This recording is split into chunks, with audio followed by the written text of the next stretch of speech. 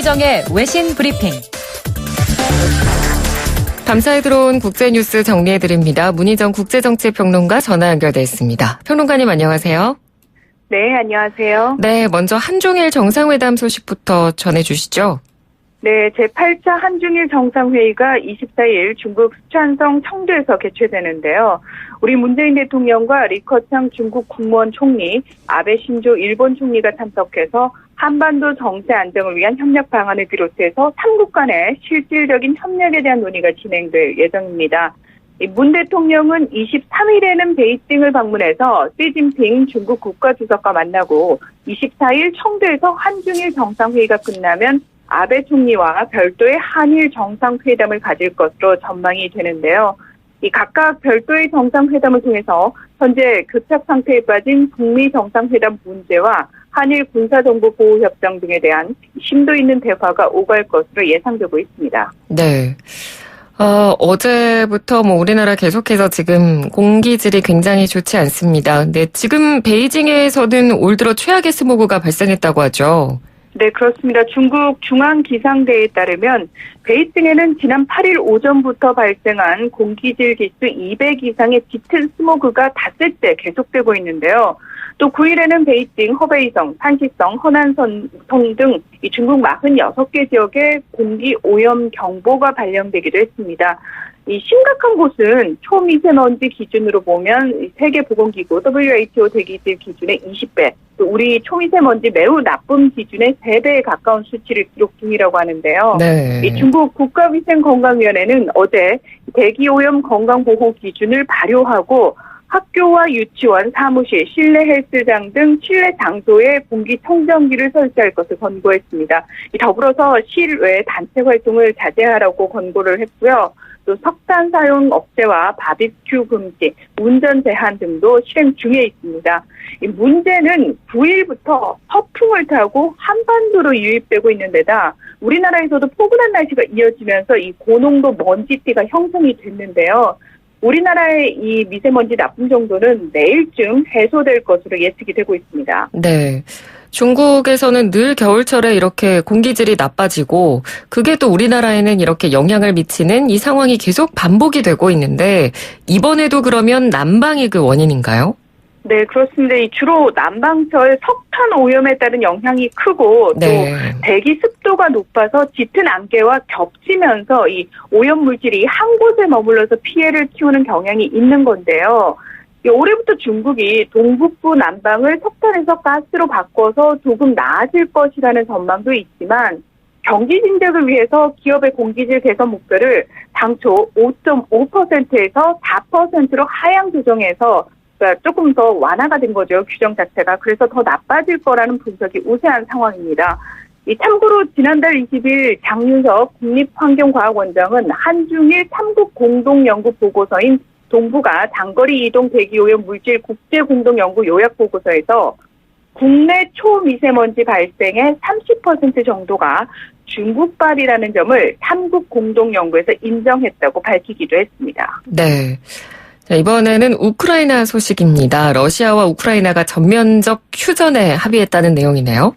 네, 그렇습니다. 이 현지 시각으로 9일 블라디미르 푸틴 러시아 대통령과 볼로디미르 젤렌스키 우크라이나 대통령이 이 앙겔라 메르켈 독일 총리 또 에마누엘 마크롱 프랑스 대통령과 함께 프랑스 파리에서 열린 우크라이나 분쟁 해결을 위한 노르망디 형식 4자 정상회의에서 2019년 말까지, 그러니까 올해 말까지 휴전 지원을 위한 모든 필수적 조치 이행으로 보강된 그리고 완전하고 전면적인 휴전 협정 이행을 보장하기로 한다. 이렇게 합의를 했습니다. 네.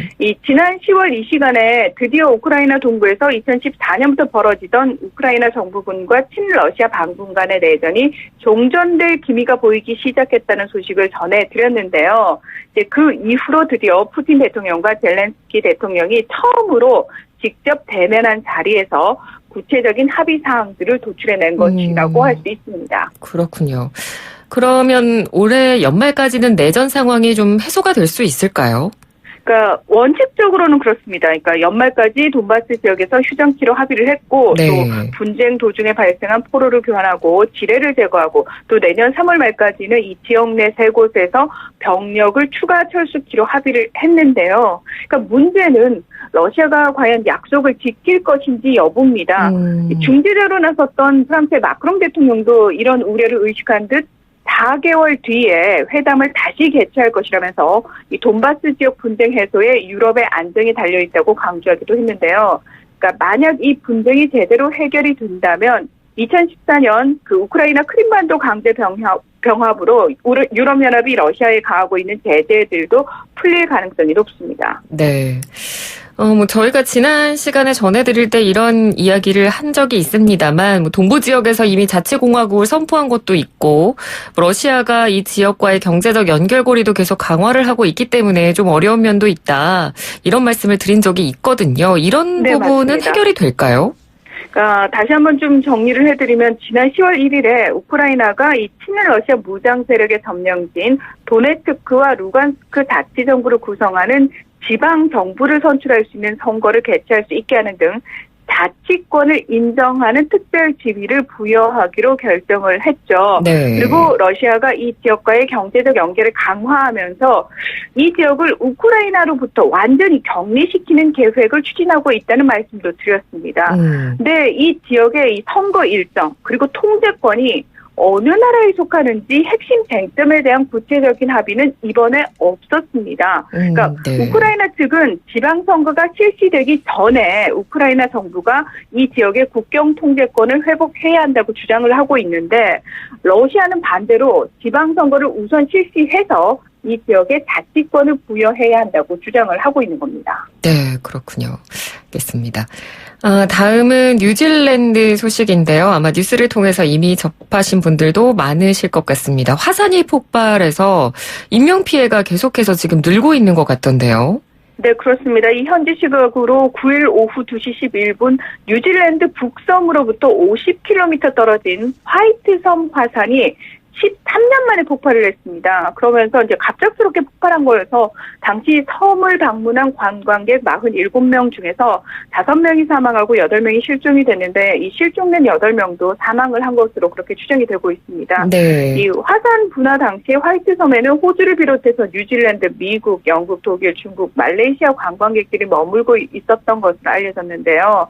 이 최근 화산 폭발 징후에도 불구하고 관광객의 입도가 허가된 이유와 관련해서 의문이 제기되면서 뉴질랜드 경찰 당국이 수사에 착수한 상태입니다. 이 화이트섬은 뉴질랜드에서 가장 활발한 화산섬이고 분화구 관광으로 유명해서 매년 17,000명 이상의 관광객이 방독면과 헬멧을 쓴 채 방문하고 있는 곳이라고 합니다. 네. 화산 활동이 원래도 이렇게 활발한 곳이었다면 당국도 그렇고 관광객들도 그렇고 좀 주의를 더 했어야 되지 않았나 하는 아쉬움이 좀 남는 것 같습니다. 네네. 이번에는 인도 소식인데요. 하원에서 통과된 시민권 법 개정안 때문에 지금 논란이 되고 있다고요. 네, 그렇습니다. 현재 시각으로 10일 인도 하원은 인접 국가인 방글라데시, 파키스탄, 아프가니스탄 등 3개 나라 출신 불법 이민자 가운데 힌두교, 시크교, 불교, 기독교를 믿는 이들에게 시민권을 주는 내용의 시민권법 개정안을 통과시켰습니다. 이 따라서 상원을 통과하면 법적으로 효력이 발생되는 건데요.